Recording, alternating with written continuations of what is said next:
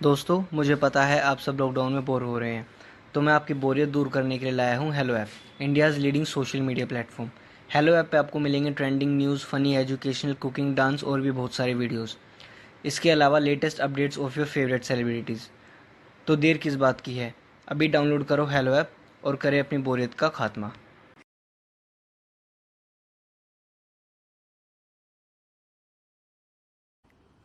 सावित्री 2 बेटों की माँ थी। उसे इस बात पर बड़ा घमंड था।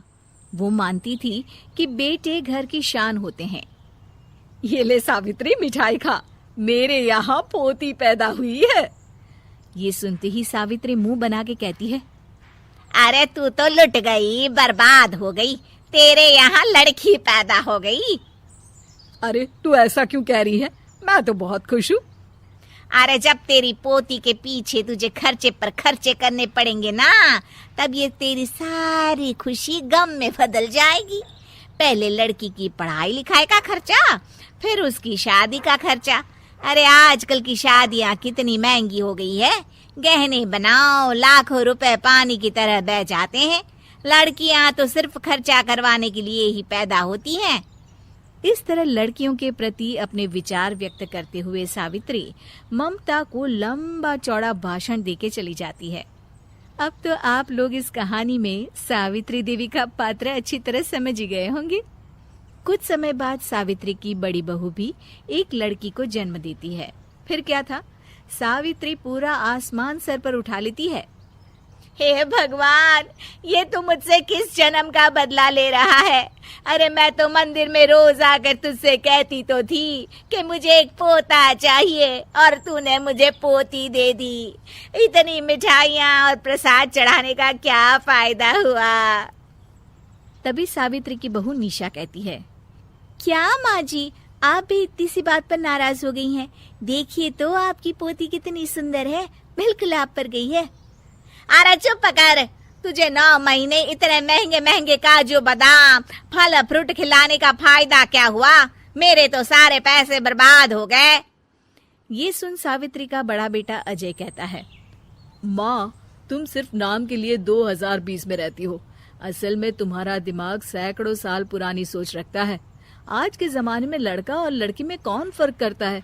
मैं तो बहुत खुश हूँ कि भगवान ने मुझे लक्ष्मी के रूप में बेटी दी है। लेकिन सावित्री पर अजय की बातों का कोई असर नहीं होता। नालायक, अपनी पत्नी की जबान बोल रहा है। मेरा बड़ा बेटा तो हाथ से गया। लेकिन सावित्री देवी हार मानने वाली नहीं थी। वो पोते की चाह में अपने छोटे बेटे विजय की शादी करवा देती है। कुछ समय बाद आखिरकार वो दिन आ ही जाता है जब सावित्री की छोटी बहू गर्भवती हो जाती है। सावित्री इतनी खुश हो जाती है कि वो बच्चे के जन्म से पहले ही सारे मोहल्ले में ढिंढोरा पीटने लगती है। ये क्या सावित्री, तू तो पोते के जन्म से पहले ही मिठाई बांट रही है। पहले पोता पैदा तो होने दे, और फिर क्या पता अगर पोते की जगह पोती पैदा हो गई तो। ये सुन सावित्री चिढ़ जाती है। अरे अपनी काली जबान मत चला। मेरी मिठाई खा के मेरा ही बुरा सोच रही है। बड़ी आई, ला मेरी मिठाई वापस कर। देख लेना, इस बार मेरे यहाँ पोता पैदा होगा, पोता। लेकिन ठीक इसका उल्टा होता है। सावित्री की छोटी बहू भी एक लड़की को जन्म देती है। सावित्री फिर से रोना धोना शुरू कर देती है और अपनी छोटी बहू को कोसते हुए भला बुरा कहने लगती है। देखते ही देखते ये सावित्री की रोज की आदत हो जाती है। एक दिन उसकी इस आदत से परेशान होकर विजय अपने भाई अजय से कहता है, भैया, माँ खुद एक औरत होकर हमारी बेटियों को पसंद नहीं करती, उल्टा उन्हें रोज कोसती रहती है। मुझे माँ की यह आदत बिल्कुल पसंद नहीं आती। अरे तू ठीक कहता है, मैं भी अब माँ से तंग आ गया हूँ। अच्छा, तो अब तुम दोनों इस तरह पीठ पीछे मेरी बुराई भी करने लग गए हो? नहीं माँ, हम चाहते हैं कि घर में शांति बनी रहे। हमें हमारी बेटियाँ बहुत प्यारी है। मैं नहीं चाहता कि वह तुम्हारे ताने सुन सुन कर बड़ी हो, और इसीलिए हम दोनों ये घर छोड़कर चले जाएंगे। हाँ माँ, मैं भैया की बात से सहमत हूँ। जब तुम इस घर में अकेली रहोगी तब तुम्हें अपनों की कीमत का एहसास होगा। अपने दोनों बेटों के मुंह से अपनी माँ के लिए इतने कठोर शब्द सुन सावित्री भावुक और रुआंसी होकर कहती है, क्या सच में तुम दोनों मुझे इस घर में अकेली छोड़कर चले जाओगे? हाँ माँ। हाँ माँ, अब पानी सर के ऊपर जा चुका है। मैं तुम दोनों के बिना नहीं रह सकती। अपनी सास के आंसू देख अजय और विजय की पत्नी अपने पतियों से लड़ पड़ती है। अरे जिसे जाना है वो जाए, मैं माँ जी को छोड़कर कहीं नहीं जाने वाली। भाभी आप ये क्या कह रही हैं? वही जो तुम सुन रहे हो, दीदी बिल्कुल सही कह रही है।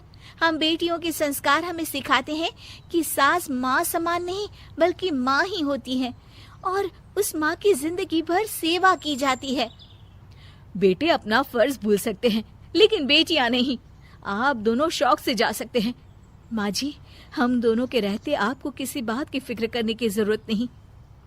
फिर क्या था, सावित्री के ऊपर छाए बेटों के घमंड के बादल उसकी बेटी स्वरूप बहुओं के तेज के आगे आंसू के रूप में परिवर्तित होकर सावित्री की आंखों से बहने लगते हैं और वो उन दोनों को गले लगा लेती है। मैं जिंदगी भर बेटियों को कोसती रही, लेकिन आज तुम दोनों को देख मुझे समझ आ गया कि बड़े अभागे होते हैं वो लोग जिनके घर बेटियां नहीं होती।